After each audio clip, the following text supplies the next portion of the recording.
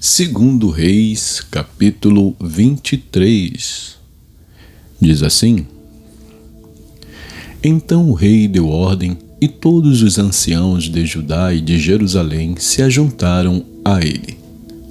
O rei subiu à casa do Senhor e com ele foram todos os homens de Judá, todos os moradores de Jerusalém, os sacerdotes, os profetas e todo o povo, desde o menor até o maior. E o rei leu diante deles todas as palavras do livro da aliança que havia sido encontrado na casa do Senhor.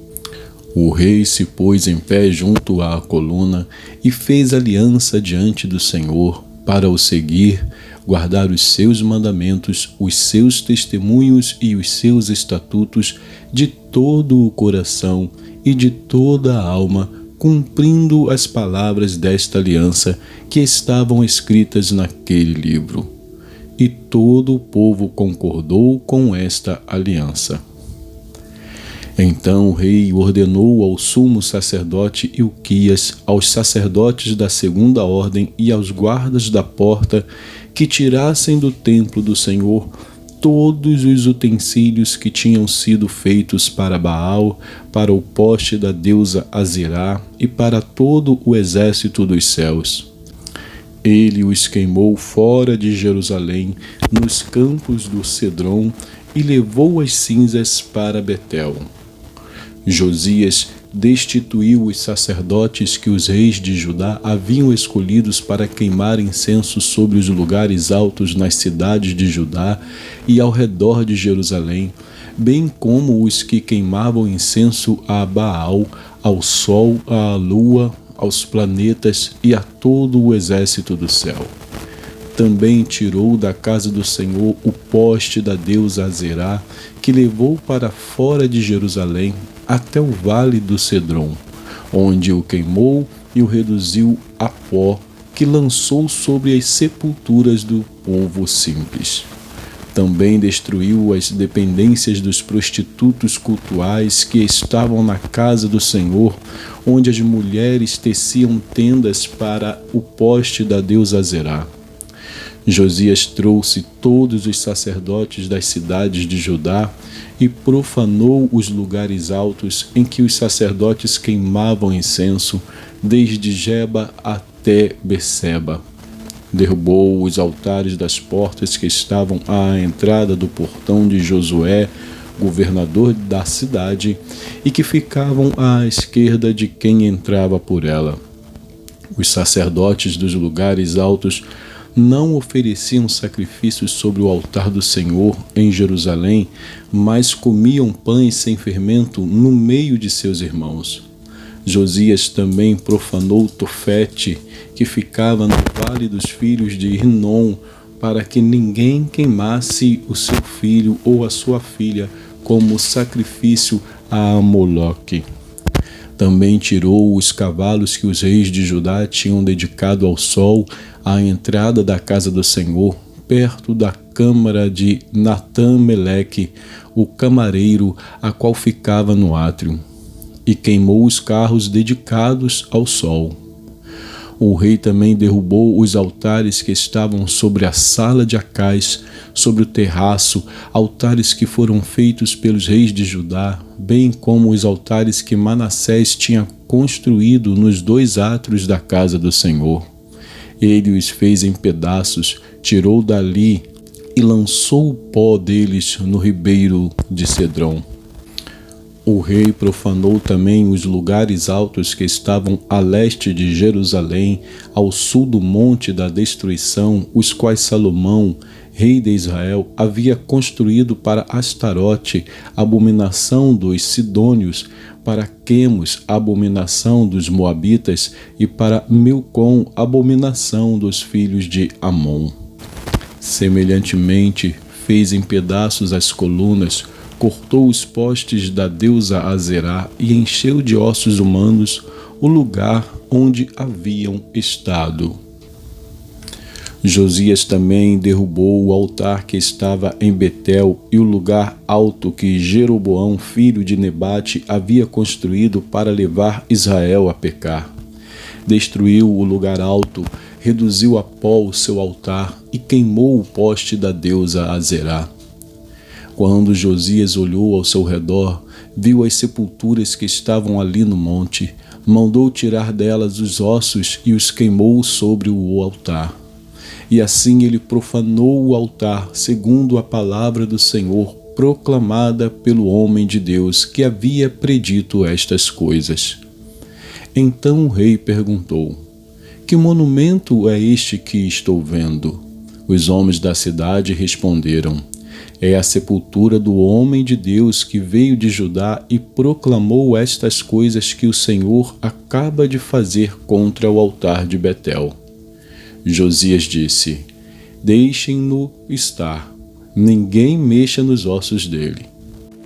Assim, deixaram estar os seus ossos com os ossos do profeta que tinha vindo de Samaria. Josias também tirou todos os santuários dos lugares altos que havia nas cidades de Samaria e que os reis de Israel tinham feito para provocarem o Senhor à ira, e fez com esses santuários o mesmo que havia feito em Betel.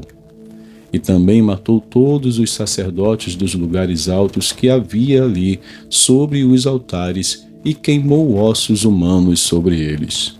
Depois voltou para Jerusalém. O rei deu ordem a todo o povo, dizendo: celebrem a Páscoa ao Senhor, o Deus de vocês, como está escrito neste livro da aliança.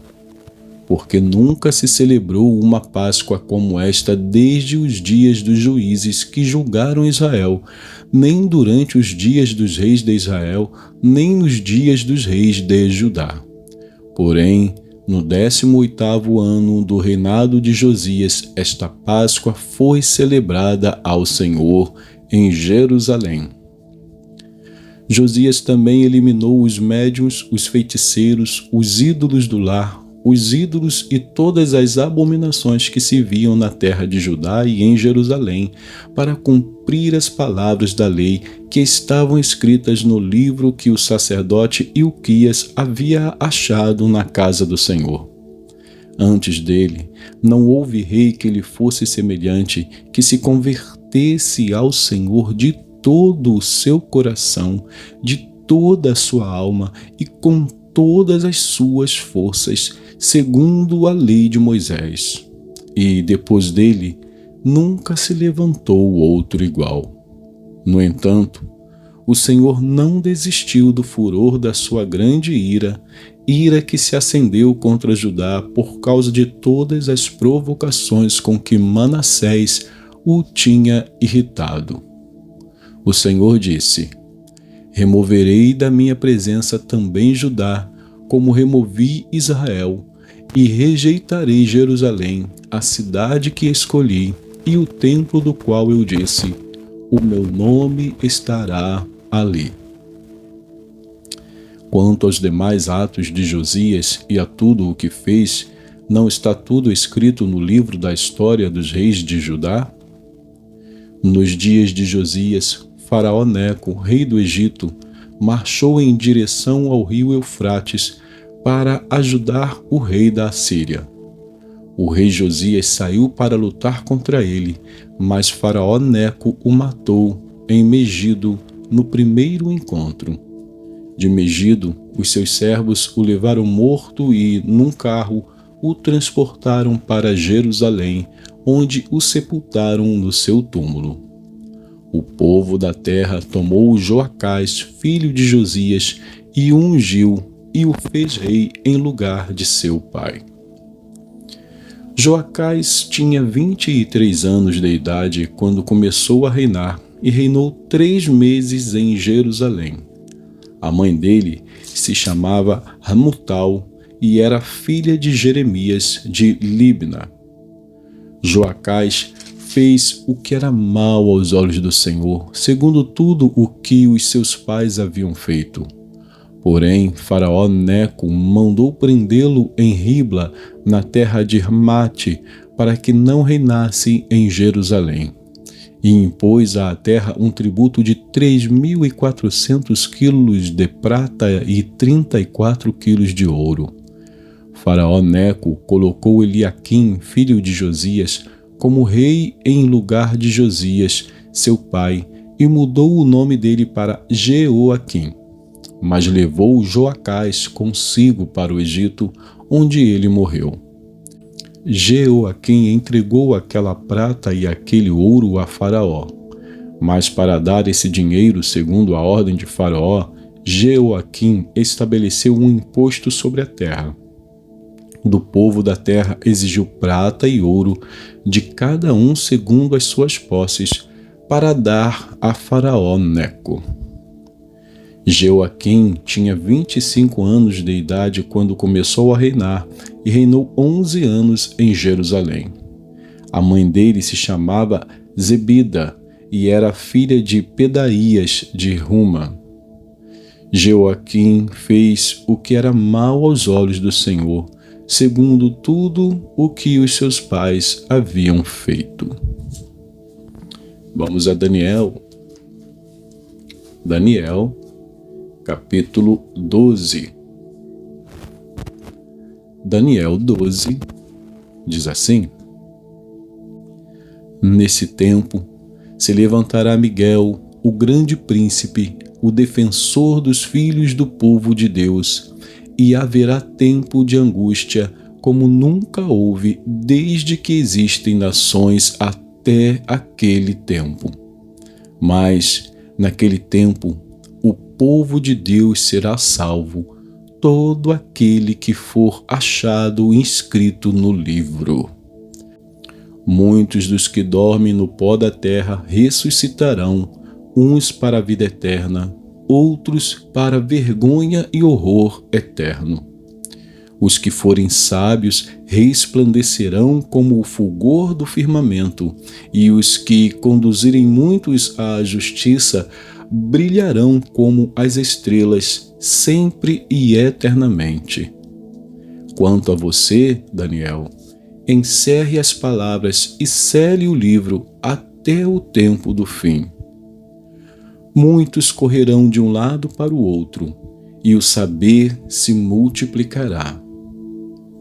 Então eu, Daniel, olhei e eis que outros 2 estavam em pé às margens do rio, um de cada lado.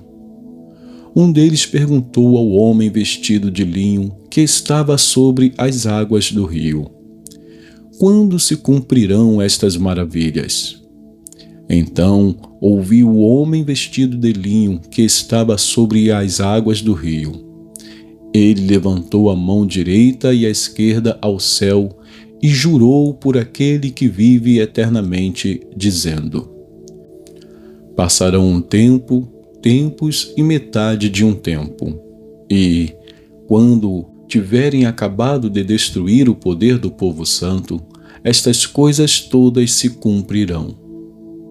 Eu ouvi, mas não entendi. Então perguntei: Meu Senhor, qual será o fim destas coisas? Ele respondeu: Siga o seu caminho, Daniel, porque estas palavras estão encerradas e seladas até o tempo do fim.